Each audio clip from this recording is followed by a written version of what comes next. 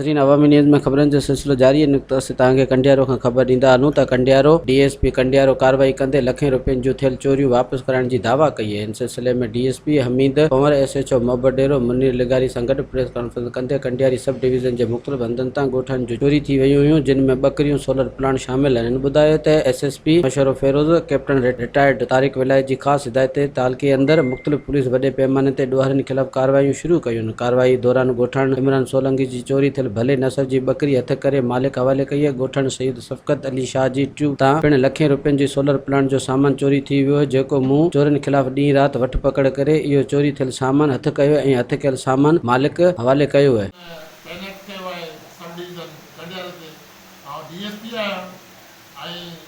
तक़रीबन अॼुकल्ह महीनो थियण वारो आहे। मूंखे बाला ऑफिसर हिदायत ॾिनी पंहिंजे DPO साहिब त जेके बि ॾोह थिया माण्हुनि खे रिकवर करण जी असां पंहिंजी ॾींहं राति कोशिशि करे ॾोहरनि जे पोयां लॻल आहियूं ऐं कुझु ॾोह वापसि कराया अथऊं, उन्हनि माण्हुनि खे वापसि ॾिना अथऊं। जेको आहे वधीक कोशिशि करे रहिया आहियूं जेके पुराणा ॿिया बि ॾोह आहिनि ग़रीबनि मिसकिन खे वठी ॾे। असां वॾो क्रैकडाउन ॾोहरनि जे ख़िलाफ़ु कयो आहे। असां हिते ऑपरेशन कयूं वेठा। तव्हां ॾिठो हूंदो त मोहब्बत जे इलाइक़े में असांजी पुलिस चपे चपे ते घटि ते जेको आहे असांजो नाकाबंदी थियल आहिनि। ॾोह हथु कयूं था, कुझु हथु कया अथऊं, कुझु चालान कया अथऊं। जेको आहे साम्हूं तव्हांजे वेठा आहिनि जेके असां ॾोह वापसि कराईंदा आहिनि उहे तव्हांजे प्राइवेट माण्हू आहिनि। तव्हांखे बिल्कुलु DSP अब्दुल हमीद पंवर साहिब जे हथ जे अंदरि मुंहिंजी कुझु टाइम अवल चोरी थी वई। मुंहिंजो सोलर जो प्लान लॻल आहे बोरिंग जो, उनजो DC इन्वर्टर आहे 60-70 हज़ार जंहिंजी क़ीमत आहे, उहो चोरी थी वियो।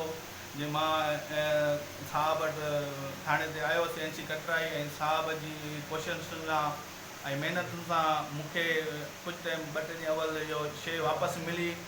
शुक्रगुज़ार आहियां हमीद साहब जो कि असांखे चोरी मोटाए ॾिनी ऐं असां वॾा खुराक आहियूं अब्दुल हमीद साहब असांखे चोरी थी हुई 14 खां उहे चोर गायब थिया साईं खां DSP हमीद पंवर साहब या SI जुमा फैर साहब या असांजे इलाइक़े में तमामु बदअमनी जीअं साईं DSP साहब आयो आहे असां वटि अमन थियो आहे ऐं असांखे पंहिंजा ॾोह वापसि मिलिया आहिनि। असां हुन जा शुक्रगुज़ार आहियूं। ताक़त अस्पताल कंडियारो आहियां।